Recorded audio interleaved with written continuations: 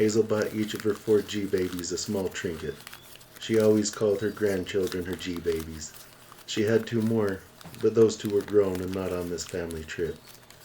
Each thanked their G-ma, then thanked the sweet old lady that either owned or managed the second-hand store. They ran next door to the gas station, where G-pa just finished gassing up the motorhome. Hazel knew her husband Rick would be waiting for her, but she still decided to wander a bit. There were second-hand stores all over the city around where they lived, but this one was different. It was full of things that you would never be able to find around their city of Bountiful. Hazel found a Ouija board in a box of glass similar to a jewelry store. Hazel turned away from that quickly. She hated those things because of an experience her mother had. Hanging above the glass case were pictures labeled Mirror Lake, which is where the family had been heading. Some of the paintings looked to be ancient, but there were also pictures that could have been taken 2 weeks ago, and everything in between. The paintings and the pictures captured the beauty of the place, but Hazel figured the pictures would be nothing compared to the real thing. Hazel focused on the 3rd painting from the end. She thought she could see somebody hiding just inside the tree line. "That's a beautiful painting," a sweet old woman's voice said from behind her. Hazel nearly jumped out of her clothes and screamed loudly. "Oh my! I'm sorry, dear.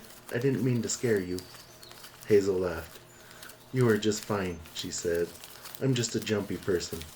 Hazel turned to look at the woman. She was so adorable. She had to be several inches under 5 feet, very skinny and very frail looking. Her eyes were as blue as a summer sky and as vibrant as if Hazel downed a good dose of ecstasy. Her face was tanned and wrinkled in all the right places to make her the cutest little old lady Hazel had seen since her own mother. She was dressed in a sunflower dress with matching yellow shoes and earrings. She wanted to hug her on sight. My great, probably times 5, grandaunt painted that picture maybe a couple of centuries ago. Hazel was a bit shocked thinking about how long ago that was. That much time is kind of intimidating. That is Mirror Lake, where she and her family grew up. Then her daughter painted one, then her daughter, and so on until about 3 weeks ago when a cousin brought me that framed picture. Hazel thought it was pretty cool to see the advancements in picture technology. It was like a museum. We were all raised at Spirit Lake, but their family migrated north back in the olden times. Hazel moved on from the pictures and moved over to the shelf with a variety of various sized knickknacks. Her eyes fixed on a bottle with a scrap of paper inside, so old that it had to be called an artifact. "What's this?" Hazel instantly wanted to pick it up, but she didn't want to upset the shop owner. "You have a good eye, dear." The woman was smiling, clearly pleased that Hazel noticed the item. That particular item was created by one of my grandmothers. I couldn't even tell you how many greats would precede Grandma.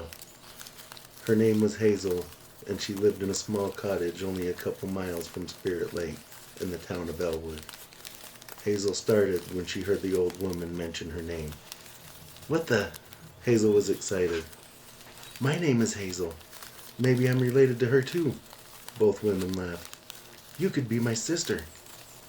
"Oh, you." The woman sounded flattered. "I'm old enough to be your great-grandma. Do you want another surprise?" Hazel nodded. "My name is Hazel as well." Both women laughed harder this time. "Open it up." Hazel very much wanted to. That paper had been calling to her since the moment she laid eyes on it. But she was also worried because the paper looked old enough to turn to dust with a single touch. "Are you sure?" Hazel asked. "I don't want to hurt it. It looks pretty old." The woman smiled and nodded. "Oh, snap!" Hazel popped the cork and dumped the paper into her hand. She shivered at the touch of it, like something swam through her blood. She unrolled the paper and read, "Take me home, and I will haunt you for a lifetime." Hazel's body broke out in chills. The woman smiled, and just for a split second she didn't seem like a sweet old woman. She looked like something out of a child's nightmare. That's most people's initial reaction. Half of Hazel wanted to shove it back into the bottle, but on the other hand, she was enchanted by the ancient writing. She tried to move her hands, but they didn't listen, and her eyes wouldn't leave the paper. She felt like she was floating through the purple fog clouding her mind, while the dark writing swam around her. Everything went black. Take me home, and I will haunt you for a lifetime. It sounded like the old lady whispered in her mind. Are you okay, Mom? Brandy asked from the doorway. Hazel snapped back to reality. Dad's out here waiting. What are you doing? Hazel's daughter sounded amused. She was just showing me this bottle, Hazel said, trying to remember for sure what was going on. Can I buy this from you? Hazel asked, and reluctantly rolled up the paper and stuffed it back in the bottle. Mentally, it was much harder than it should have been. Hazel felt guilty for asking, but for some reason she couldn't imagine leaving without it. Before the old woman could answer, Hazel absently placed the bottle in her pocket like there was a strange gravitational pull. The old woman watched Hazel smiling. That's been in my family forever and ever, passed down from Hazel to Hazel, she told Hazel, who was blushing and pulled the bottle out of her pocket. But I don't have any Hazels to pass it down to. The old lady teared up. Did I hear you call one of your granddaughters Hazel also? Hazel nodded. Both women had forgotten about Brandy, who watched quietly. You can keep it if you promise me to keep the bottle in the hands of a Hazel. That should protect it for at least 50 years. Gma would definitely pass it down to baby Hayes. It's the only way to keep my family's name alive. Deal, Hazel said. She did still feel a bit guilty for wanting it so much. The fact is that she needed this bottle. Miss Brandy, come give this sweet lady a hug. Brandy thought it was weird to see her mom hugging this stranger, and Brandy was shy and had no desire to hug a stranger. There was no getting around it now. Her mom already put it out there for everyone to hear. Brandy gave the woman a hug, and Hazel noticed her shiver at the woman's touch, and wondered why. Hazel walked out of the store smiling with her favorite oldest daughter. Brandy got in the SUV with her husband Ray, while Hazel climbed in the motorhome with Rick and her G-babies. They drove the rest of the way, following Ray and Brandy. Rick wanted them to be a scout to make sure they didn't get the motorhome in a tight spot. Boo, Hazel's favorite youngest daughter, followed with her husband Steve. Hazel spotted license plates with her grandkids. They saw 15 states. That was far from the family record, but it was not bad for a 3-hour drive through Utah. They got to the campground and found the perfect spot to fit the mobile home, 2 SUVs, and a few tents. Steve set up his and Boo's tent, then set up one for his daughters Ricky and Hazel. Ray set up a tent for the 2 boys, his son Orion, and Ryan, who was Boo and Steve's young son. Ray and Brandy set up DIY curtains covering all the windows in the SUV. They had a bed made up in the back. The green leaves were more vibrant than Hazel had ever seen.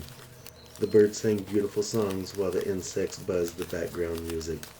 The flowers on the drive-in were cute, but they were behind Brandy on the dusty road. The dust in the air must have masked the beauty of the flowers. Here in the campground, the purples, reds, and yellows were as vivid as if Hazel dropped a strong dose of acid. The green grass, or maybe it was weeds, was the perfect accent to the beautiful mountain landscape. Ray had been right about this place. The blue water of the lake reflected the sky in the most amazing way. It made the water look like a painting, rippling lightly because of the small waves. Hazel was mesmerized by the breathtaking scenery. It had been a long time since Hazel spent the weekend in the mountains. She took a deep breath of the fresh air filled with the aromas of the outdoors. Hazel was glad that she was here. Hazel couldn't wait for tonight when the air was cool and was filled with the sound of a million crickets and the smell of campfire. The stars glittering in the night sky was one of the most gorgeous sights Hazel would ever see. It was much better than the city stars she would see from her backyard in Bountiful. After camp was set up, Hazel took the G-babies to the lake and let them play in the chilly water. Hazel was shin deep in the water, standing on the soft dirt, listening to the musical sounds of nature. When you added the sound of her laughing G-babies, there had never been a sound to match that beauty. Hazel heard a crow across the lake. When she looked, she swore she could see something in the shadows of the tree line. It was human-shaped, but much too far away for Hazel to make out any details. No, there were two people. The second was a bit shorter than the first. It looked about the same size as Ryan, who was 8 years old. Hazel rubbed her eyes. When she looked again, the shapes were gone, if they had ever been there in the first place. She stayed with the kids for another 30 minutes until the G-babies came out of the water shivering. When they got back to camp, Rick was grilling burgers and hot dogs, while Brandy sat with Boo in lawn chairs, gabbing like only sisters are capable. Ray was off gathering wood with Steve. Hazel could hear the two laughing, probably at something goofy that one of them said. The tree surrounding the campfire produced the perfect amount of shade, but it did still have sunlight to help warm up the kids after they changed their clothes. After dinner, the wives made some adult beverages, while Ray wandered off into the dark rainbow sky created by the coming of dusk in the Echo Forest. The kids made s'mores as everyone talked, laughed, and genuinely enjoyed each other's company. The stars began to dot the sky. Hazel wished on the first like she had since she was a little girl. The night was full of laughs until around midnight when the drinks stopped making things fun and started making the adults sleepy. Steve, Ray, and her oldest G-baby, Arayan, took turns taking a bucket to the lake to put out the campfire. It took about 5 times until the logs no longer smoked and there were no embers left in the fire pit. Everyone wandered off to where they would sleep. Rick watched until his entire family was secure in their beds. The kids were in their tents next to Steve and Boo. Brandy and Ray were locked inside the SUV with their windows cracked. It was 3:33 in the morning when Hazel heard something in her dream. It was just a small tap. Her eyes opened, but the sound was still there. Something was hitting the window of the motorhome. Hazel looked out of the window. At first, she saw nothing. Then she looked at the tents. The flaps were open. Hazel looked at the hiking trail that led into the forest. She saw a shape, about the size of Ryan, but it looked like a girl. Hazel panicked when the fact that her G-babies just ran off into an unfamiliar forest in the middle of the night set in. She was on her feet and out the door without a word to Rick. Hazel had to get them before they got lost. "Ricky!" Hazel yelled into the brisk night air. "Ryan, Hazel, Ryan! Get back here! Where the hell are you going?" G-Ma, I'm over here. That was the oldest G-baby, Ryan. Hazel took the left fork towards the sound of his voice. She ran into the complete darkness. The canopy of trees blocked out any light from the night sky. Then from behind her, she heard Ricky's voice. Gima, where are you going? I'm over here. Hazel stopped on the trail and looked behind her. Hazel ran back up the trail and found a trail that forked right. No, Gima, come this way. That was Baby Hayes. Hazel wondered why their voices sounded echoey in her mind. Hazel found a fork that went left. Hazel was running as fast as she could in the middle of the night, wearing pajamas and slippers. Gima, That was Ryan. He sounded like he was in tears. help me, please. Gima, I'm lost. Help, please. Hazel stopped and listened. The voices surrounded her in the night air. Hazel stood and just listened. Gima, over here. Help me, Gima, she's got me. Gima, help me. Gima, help. She's got me. Help. She's got me. G-Ma, Help, over here. she got me. G-Ma, help me. I'm over here. Help. She's got me. Help. She got me. G-Ma, Over here. I'm over here. G-Ma, help me. She's got me. She needed to just focus on one of them. Ryan was the youngest and the most vulnerable, so she would start with him. The voices were coming from everywhere. She couldn't pinpoint any of them. Gima! That was Ricky screaming.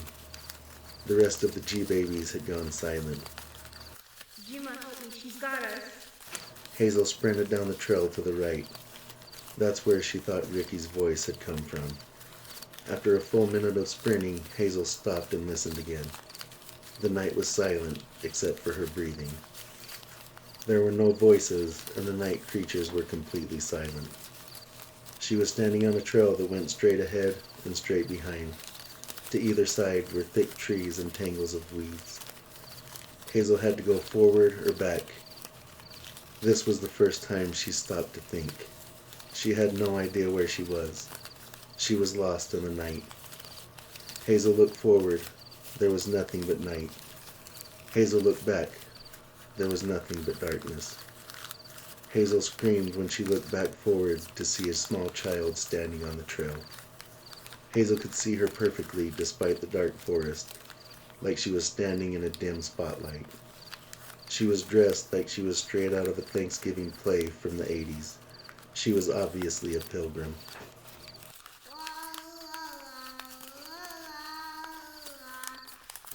The voice was beautiful, but also spine-chilling. It had to be the little girl. She couldn't have been more than 8. She wore a mask on her face that was hideous. It might have been made from human skin, judging by the looks. Hazel turned back. There was the woman from the second-hand store, also standing in a dim spotlight. She no longer looked sweet and innocent. She now had the face of pure evil, like a witch from the nightmare of an imaginative child. Hazel turned back to the little girl. She closed half the distance between them while Hazel was looking away. Hazel looked back to the witch, who had now also closed half the distance to Hazel. She looked back to the little girl, who was again halfway closer to Hazel. Hazel began breathing heavily, and not from the 3 a.m. sprint into the forest. Hazel looked back to the witch. The two seemed to be playing games. The witch was now the same distance as the little girl. She looked back to the little girl, who was now gone, but Hazel did feel a tug on her pant leg. She jumped and looked back towards the old woman, who was now face to face with Hazel. "Boo!" the old woman whispered. Hazel felt the witch's icy breath on her face. Hazel screamed, turned right, and did the worst possible thing. Hazel ran blindly into the forest. Branches slapped at her face and arms, while weeds grabbed at her feet, trying their best to trip her. She could hear something moving through the brush to the left and to the right. It couldn't be the old woman and the girl. They couldn't be as fast as her. A thin branch whipped Hazel in her right cheek. She felt blood drip from the thin scratch. Hazel stopped, and the movement in the forest stopped also. The night was completely silent. The silence was deafening and seemed infinite. Hazel felt like she ran through the forest all the way into another dimension. Hazel could hear her heart pounding in her ears.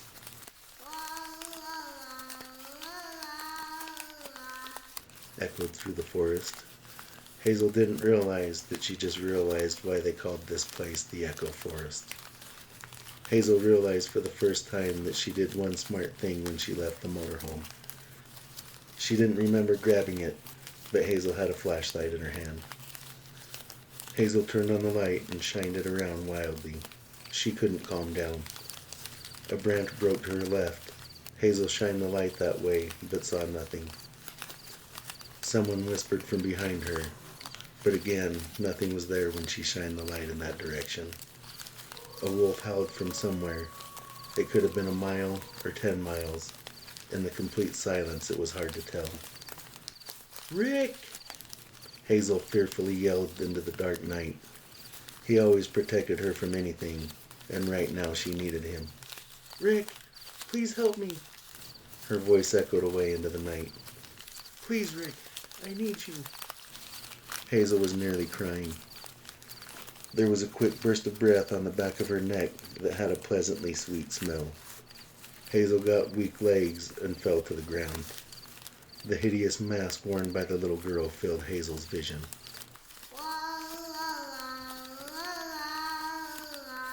The little girl sang. Hazel's vision first went blurry, then faded to black.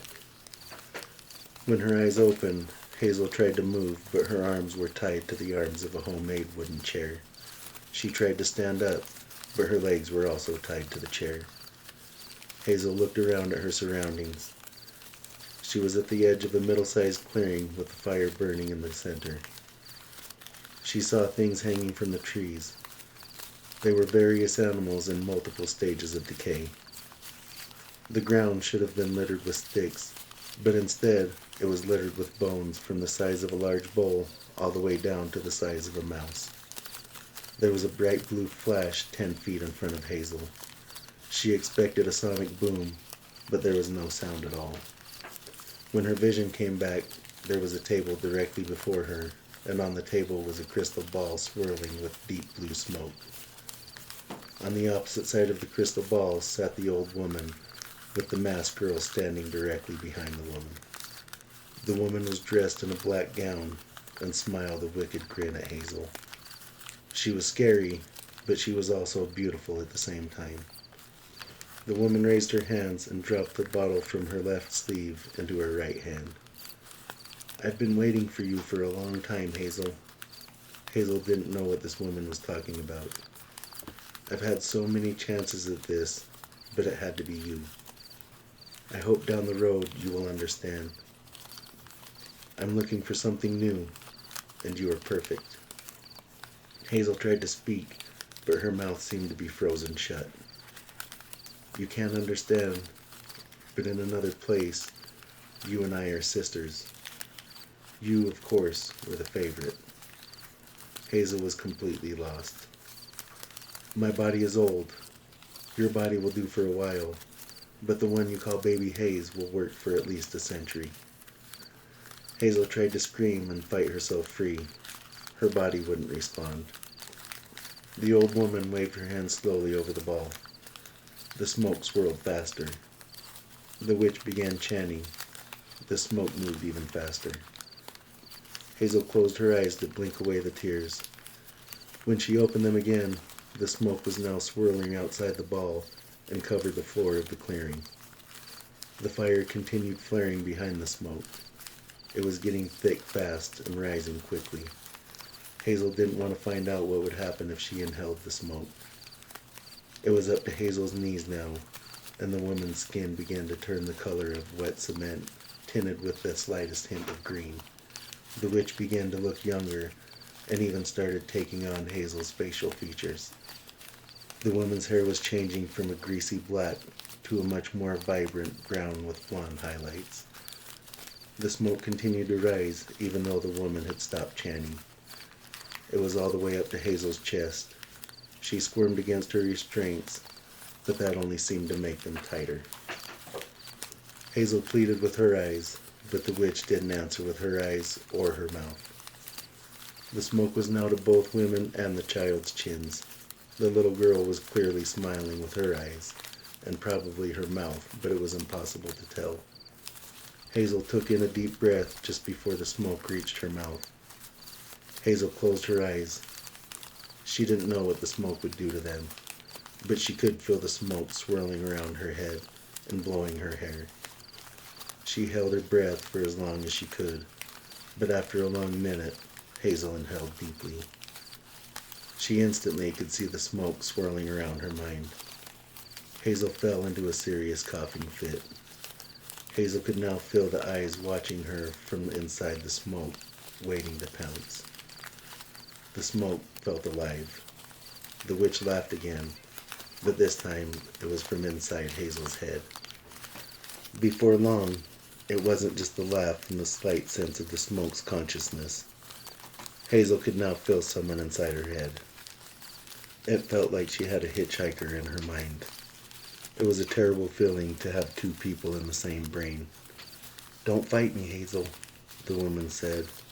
Now her voice was also inside Hazel's head. "My body is gone, so now you must surrender yours. It has to be you, Hazel.